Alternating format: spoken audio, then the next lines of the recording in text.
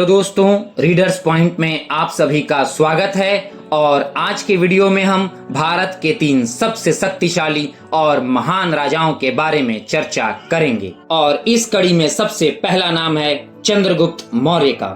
ये मौर्य वंश के संस्थापक और अखंड भारत के पहले सम्राट थे, जो सिंधु और गंगा दोनों नदी के मैदानों को नियंत्रित करते थे।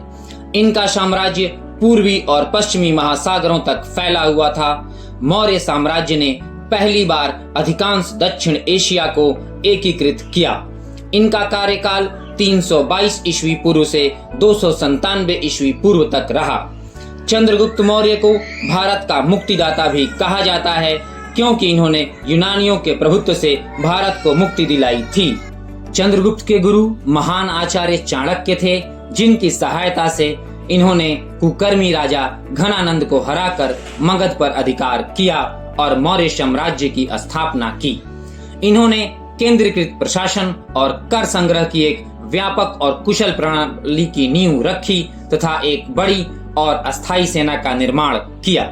चंद्रगुप्त ने गुरु चाणक्य की नीतियों पर चलते हुए पाटलिपुत्र में नंद साम्राज्य और दक्षिण एशिया में सिकंदर के साम्राज्यों में नियुक्त यूनानी क्षत्रपों को हराया और इन क्षेत्रों को जीत लिया।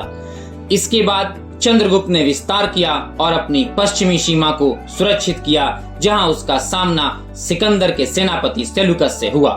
लगभग 2 सालों के बाद चंद्रगुप्त ने युद्ध जीत लिया और हिंदू कुश तक के क्षत्रपों पर कब्जा कर लिया था।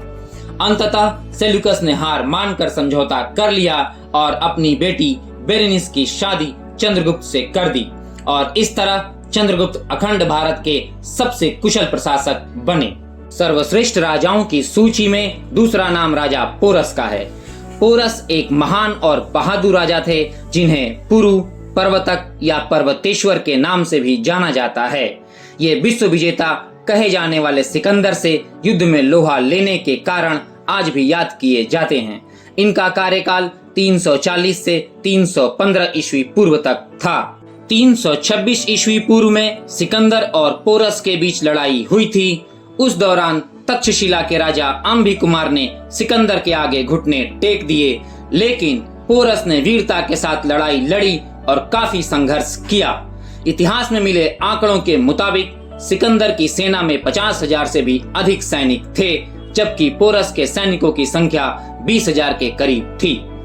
इस युद्ध में सिकंदर की सेना को भारी नुकसान हुआ और आधे से अधिक सैनिक मारे गए। इस भीषण आघात के बाद सिकंदर की हिम्मत कभी सिंध नदी को पार करने की नहीं हुई। तत्पश्चात सिकंदर ने पोरस की तरफ दोस्ती का हाथ बढ़ाया और यहीं से वापस लौट गया। इतिहास में इस युद्ध को बैटल ऑफ हाइडिस्पेस या झेलम का युद्ध भी कहते हैं। इतिहास में यह घटना इसलिए महत्वपूर्ण है क्योंकि सिकंदर विश्व विजय के लिए निकला था और इस युद्ध के बाद वो यहीं से वापस लौट रहा था कि बीच रास्ते में ही उसकी मृत्यु हो गई और भारत से यूनानियों का पलायन शुरू हो गया। इस कड़ी में अगला नाम महान सम्राट समुद्रगुप्त का है। ये गुप्त राजवंश के दूसरे राजा और चंद्रगुप्त प्रथम के उत्तराधिकारी थे। समुद्रगुप्त भारत के महान शासक थे, जिन्होंने अपने जीवन काल में कभी पराजय का स्वाद नहीं चखा और इसी कारण इन्हें भारत का नेपोलियन भी कहा जाता है। इनका कार्यकाल 335 ईस्वी से 375 ईस्वी तक रहा। समुद्रगुप्त के कई अग्रज भाई थे, फिर भी उनके पिता ने समुद्रगुप्त की प्रतिभा को देखकर इन्हें अपना उत्तराधिकारी नियुक्त किया। इनकी महत्वाकांक्षा एक चक्रवर्ती राजा या महानतम सम्राट और एकराट अर्थात निर्विवाद शासक बनने से प्रेरित थी। उत्तर के क्षेत्रों में इनकी नीति विजय और विलय की थी, जिसका मतलब था दिग्विजय की नीति, परंतु दक्षिण में उनकी नीति विजय नहीं बल्कि विलय थी, जिसका मतलब धर्म विजय था। यही कारण है कि इतिहास में समुद्रगुप्त को कभी हिंसक विनाश के लिए नहीं जाना गया, बल्कि मध्य भारत के वन राज्यों के राजा स्वतः ही समुद्रगुप्त की धर्म नीति से प्रेरित होकर उन्हें प्रणाम कर इनके सहयोगी बन जाते थे। समुद्रगुप्त ने कई निर्दयी और क्रूर राजाओं द्वारा जबरदस्ती कब्जाए हुए राज्य और राजाओं को भी कैद से छुड़ाया और उन्हें उनका राज्य वापस सौंप दिया।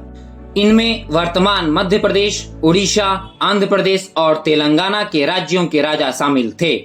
इन्होंने लगभग 40 वर्षों तक धार्मिक नीति से शासन किया, जिस कारण इनके कार्यकाल को भारतीय इतिहास का स्वर्ण काल कहा गया है।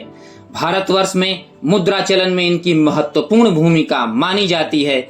इन्होंने तांबे से लेकर सोने तक की मुद्राओं को लागू किया। दोस्तों, भारतवर्ष और भी कई महान राजाओं का गढ़ रहा है, जिनके बारे में हम रीडर्स पॉइंट की अगली कड़ी में विस्तार से जानेंगे। और अभी के लिए बस इतना ही। धन्यवाद।